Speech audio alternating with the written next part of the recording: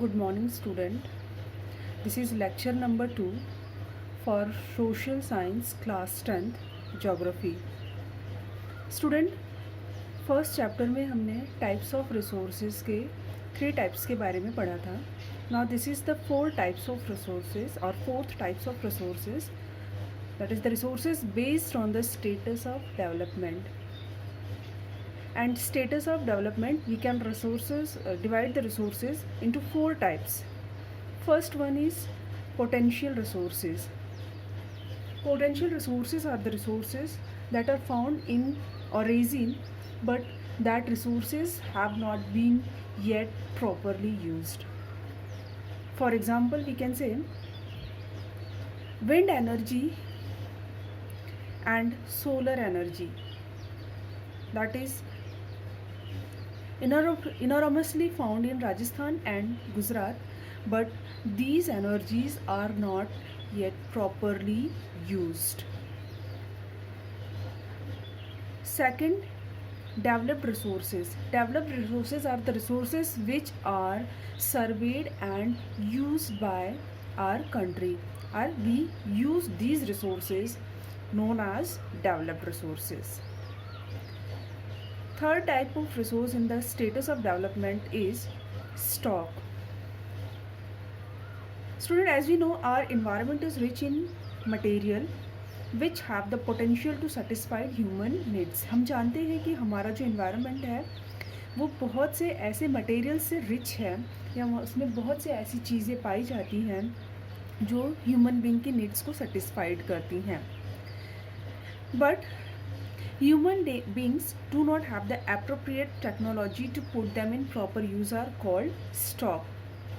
Materials तो बहुत से हैं environment में, लेकिन अभी तक human being ने ऐसा कोई appropriate technology, ऐसी कोई better technology develop नहीं की है जिससे इन resources को use किया जा सके, and that resources are known as stock. For example, अगर देखा जाए तो water compound. Water is a compound of two inflammable gas, hydrogen and oxygen, which can be used as a rich source of energy. But we do not have the required technical know-how to use them properly or for this purpose. Example के लिए अगर हम लोग देखें stock resources में, तो water ये दो चीज़ों का कंपाउंड है, 2 इन्फ्लेमेबल गैसेस पाई जाती हैं इसमें, हाइड्रोजन और ऑक्सीजन. और इस हाइड्रोजन और ऑक्सीजन को रिच सोर्स ऑफ एनर्जी के रूप में यूज़ किया जा सकता है. लेकिन अभी तक हमने कोई ऐसी टेक्नोलॉजी नहीं डेवलप की है, या ह्यूमन बीइंग ने ऐसी टेक्नोलॉजी अभी तक नहीं डेवलप की है जिससे हाइड्रोजन और ऑक्सीजन से एनर्जी को डेवलप किया जा सके. तो इस रिसोर्स को हम स्टॉक कहते हैं, मतलब ये हमारे पास अवेलेबल है लेकिन स्टॉक के रूप में है और इसको हम अभी यूज़ नहीं कर पा रहे हैं. Fourth is reserves. Reserves are the subset of the stock. Reserve जो है वो सबसेट होते हैं स्टॉक का. These are the resources which can be utilize with the help of available technology. Stock में हमने क्या देखा कि हमारे पास टेक्नोलॉजी अवेलेबल नहीं है. रिसोर्सेज हैं लेकिन टेक्नोलॉजी अवेलेबल नहीं है जिस टेक्नोलॉजी को यूज़ करके हम उन रिसोर्सेज को एज ए एनर्जी के रूप में या अपने ह्यूमन नीड्स को सेटिस्फाइड करने के लिए यूज़ कर सकें. लेकिन रिजर्व्स में क्या होता है कि हमारे पास रिसोर्सेज भी हैं और टेक्नोलॉजी भी अवेलेबल है कि उन रिसोर्सेज को हम प्रॉपरली यूज़ कर सकते हैं. But we postpone these resources or use of these resources to fulfill the requirement of future. लेकिन टेक्नोलॉजी होते हुए भी हमने इन रिसोर्सेज को फ्यूचर के रिक्वायरमेंट के लिए पोस्टपोन कर दिया, मतलब इसको हमने रिजर्व करके रखा है कि इन रिसोर्सेज को हम फ्यूचर में यूज़ करेंगे. एग्जाम्पल के लिए इसमें हम ले सकते हैं water. As we know, water is used for generating hydroelectricity power. We are using this hydroelectricity power today, that is presently, but it is being utilized only to a limited extent. लेकिन इसको हम एक limited extent तक ही use कर रहे हैं और इसको हमने फ्यूचर के लिए रिजर्व भी करके रखा हुआ है. In this chapter, next topic is your development of resources. Resources are essential for human survival, but we use them indiscriminately. Resources जो है वो ह्यूमन सर्वाइवल के लिए बहुत ज़रूरी है, लेकिन हम उसको इनडिस्क्रिमिनेटली तरीके से यूज़ कर रहे हैं, and this led to the major problems. First one is a depletion of the resources to satisfy the greed of few individuals. Resources को हम इतना ज़्यादा यूज़ करते जा रहे हैं जिसकी वजह से रिसोर्सेज का डिप्लेशन होता जा रहा है. दैट मीन्स निरंतर उसमें गिरावट या कमी आती जा रही है. Second one is accumulation of resources in few hands. दूसरा जो है, ये रिसोर्सेज जो है वो कुछ लोगों के हाथों में ही इकट्ठा होकर रह गया है, जिसकी वजह से सोसाइटी जो है वो दो भागों में या टू सेगमेंट्स में डिवाइड हो गई है, रिच एंड पुअर. तो जिनके पास ये रिसोर्सेज अवेलेबल हैं उनको रिच कहा जाता है, और जिनके पास ये रिसोर्सेज अवेलेबल नहीं हैं उनको पुअर कहा जाता है. Third one is indiscriminate utilization of resources has led to the global ecological crisis such as global warming, ozone layer of depletion, environmental pollution and land degradation. तीसरा जो मेजर प्रॉब्लम है, ये रिसोर्सेज जिसको हम indiscriminately तरीके से use कर रहे हैं, वो है ग्लोबल इकोलॉजिकल क्राइसिस.